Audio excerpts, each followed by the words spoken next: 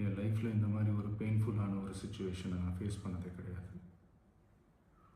மனசு முழுக்க வலி வலி மட்டும்தான். இந்த சுற்றுப்பயணத்தில் என்னென்ன மக்கள் பார்க்க வராங்க, அதுக்கு ஒரே ஒரு காரணம் தான், அவங்க என் மேலே வச்சிருக்கிற அன்பும் பாசம். அந்த அன்புக்கும் பாசத்துக்கும் நான் எப்பவும் கடமைப்பட்டிருக்கிறேன்.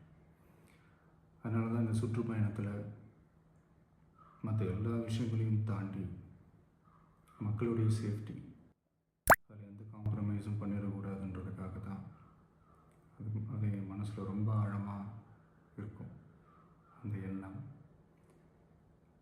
அதனால தான் இந்த அரசியல் காரணங்கள் எல்லாத்தையும் தவிர்த்துட்டு ஒதுக்கி வச்சுட்டு மக்களுடைய சேஃப்டி மட்டும் மைண்டில் வச்சுக்கிட்டு அதுக்கான இடங்களை சூஸ் பண்ணுறது, அதுக்கான இடங்களை பார்த்து பெர்மிஷன் கேட்குறது, போலீஸ் டிபார்ட்மெண்ட்டில் அதை ரிக்வெஸ்ட் பண்ணி கேட்போம். ஆனால் நடக்கக்கூடாதது நடந்துருச்சு.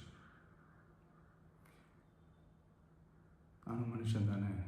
அந்த நேரத்தில் அத்தனை பேர் பாதிக்கப்பட்டு இருக்கும்போது எப்படி அந்த ஊரை விட்டுட்டு என்னால் கிளம்பி வர முடியும்? நான் திரும்ப அங்கே போகணும்னு இருந்துச்சுன்னா அதை ஒரு காரணம் காட்டி அங்கே வேறு சில பதட்டமான சுச்சுவேஷன்ஸ், வேறு சில அசம்பாவிதங்கள் அந்த மாதிரி எதுவும் நடந்துடக்கூடாதுன்றதுக்காக தான் நான் அவாய்ட் பண்ணேன். இந்த நேரத்தில் சொந்தங்களை இழந்து தவிக்கிற அத்தனை குடும்பங்களுக்கும் என்னுடைய ஆழ்ந்த இரங்கலை தெரிவிச்சுக்கிறேன். எனக்கு தெரியும், என்ன சொன்னாலும் இது ஈடேயாகாதுன்னு எனக்கு தெரியும். ஹாஸ்பிட்டலில் ட்ரீட் பண்ணிகிட்ருக்கிற எல்லாருமே சீக்கிரமாக க்யூர் ஆகி வரணுன்றதை இந்த நேரத்தில் நான் வேண்டிக்கிறேன். கூடிய சீக்கிரமே உங்கள் எல்லாரையும் நான் சந்திக்கிறேன். இந்த நேரத்தில் எங்களுடைய வலிகளை, எங்களுடைய நிலைமையை புரிஞ்சுக்கிட்டு எங்களுக்காக பேசின அரசியல் கட்சிகளை சார்ந்த நண்பர்கள், தலைவர்கள் அனைவருக்கும் என்னுடைய நன்றியை தெரிவிச்சுக்கிறேன். கிட்டத்தட்ட ஒரு 5 மாவட்டத்துக்கு பிரச்சாரத்துக்கு போனோம். இந்த மாதிரி எதுவுமே நடக்கல. ஆனால் கரூரில் மட்டும் ஏன் எப்படி நடக்குது, எப்படி நடக்குது? மக்களுக்கு எல்லா உண்மையும் தெரியும். மக்கள் எல்லாத்தையும் பார்த்துக்கிட்டு இருக்கிறாங்க.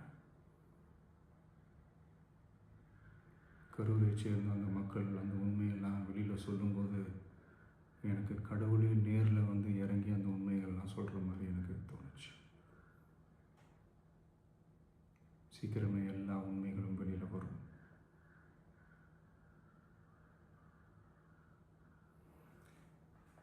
எங்களுக்கு தரப்பட்ட இடத்துல நாங்கள் போய் அந்த அந்த ஸ்பாட்டில் நின்று நாங்கள் பேசிட்டு வந்தோம். அதை தாண்டி எந்த தவறும் எங்கள் சைடில் நாங்கள் எதுவுமே செய்யலை. பட் இருந்தாலும் எங்கள் கட்சியை சேர்ந்த நிர்வாகிகள், தோழர்கள் மேலே எஃப்ஐஆர், அது மட்டும் இல்லை சோஷியல் மீடியாவை சேர்ந்த நண்பர்கள், தோழர்கள் அவங்க மேலே எஃப்ஐஆர்லாம் போட்டு பிடிச்சிக்கிட்டு இருக்கிறாங்க.